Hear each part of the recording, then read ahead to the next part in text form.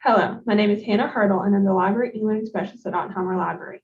And today I'm here to talk to you about govinfo, a database available through Ottenheimer Library as an affordable resource for faculty and students. Govinfo is a service created and provided by the United States Government Publishing Office, GPO, which is a federal agency in the legislative branch.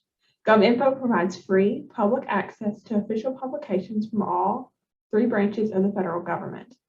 Publications on govinfo include, first, legislative, executive, and judicial content. Examples of this would be bills and statutes, presidential and regulatory materials, or proceedings of Congress. Second, are curated collections like the Nancy Reagan tribute or documents related to the sinking of the Titanic. Third is digitized historical content. The oldest material on the site dates back to 1793. Fourth, are high-profile publications, including post-JFK assassination audio, Nixon's Watergate grand jury testimony, the Civil Rights Act, and Obamacare, and more. Now I'm going to take you through govinfo so you can see how to navigate it, as well as view the type of content found there. To access govinfo, you can go through the library's website, ualr.edu/library. You can go to the Databases tab, type in govinfo, click search. You can click on the link. And now we're on govinfo's homepage. There are several different ways that you can access content. You can do an A through Z search. So this puts all the content on the website in alphabetical order. So let's go. I'm just going to go to the Americans with Disabilities Act of 1990. You can see we have the different parts of the act.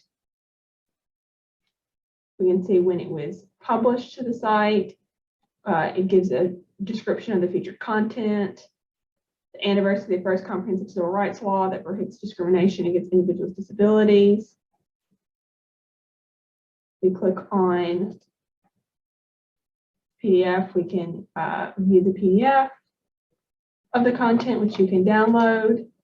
You click on details. It gives you some metadata for the content. So if you're citing this in a paper, you could use this for your citation. You can look at the document in context. So this breaks down the document even more. So instead of downloading the full document, you can just download parts of it. You can look at public laws, the front matter. Might be that's all that's included in this. It gives you a lot of information. The back matter, more public laws, and it's broken down into different parts. You can download this as a PDF, as mentioned before, a zip file. It gives you multiple different options. So if we go back to the home page, you can also browse by category.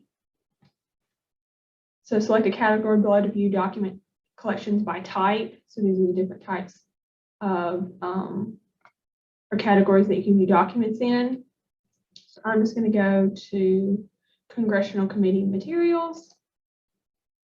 It gives you the list on the right-hand side. So let's go to Congressional Reports. And now it has all these congressional reports from the different Congress.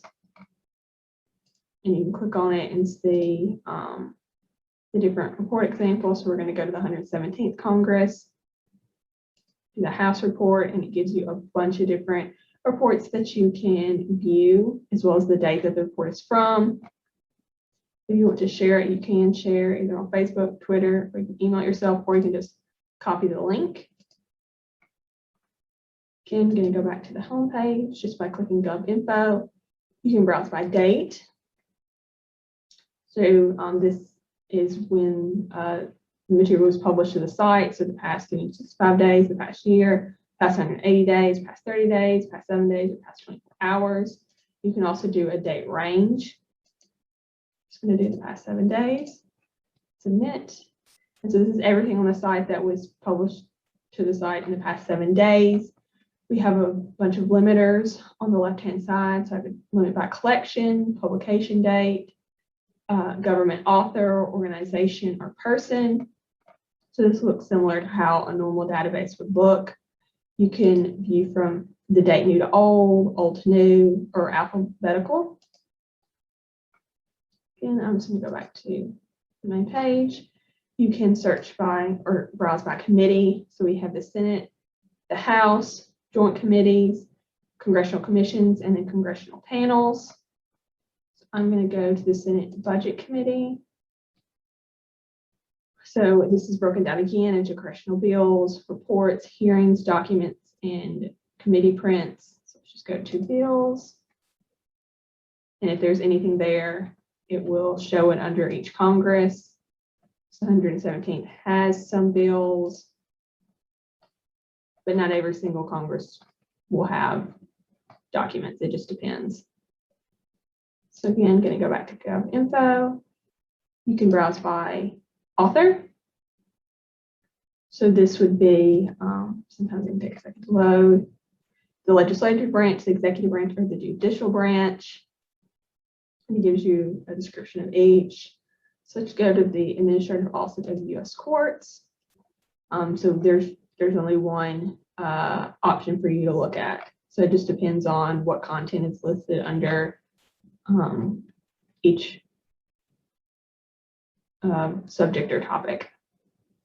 And then the last way you can search is just searching for a specific topic. If you have something in mind that you are looking for, you can do an advanced search as well. So it gives you some of those limiter options. You can also search by citation. So if you have a specific document that you're looking for, so let's say under public and private laws, you know it's a public law, you know it was under the 116th Congress, and you have a specific number, you can just search for it and it'll pull that up for you. You can look at, on our homepage, you can look at recent publications to the site. You can look at trending. You can also look at popular reports and bills and content as well. So that's just barely scratches the surface of what is available for you at govinfo. Govinfo truly has so much to offer faculty, students, and course instruction. Hope you found this video to be informative and helpful, and check out govinfo if you are interested.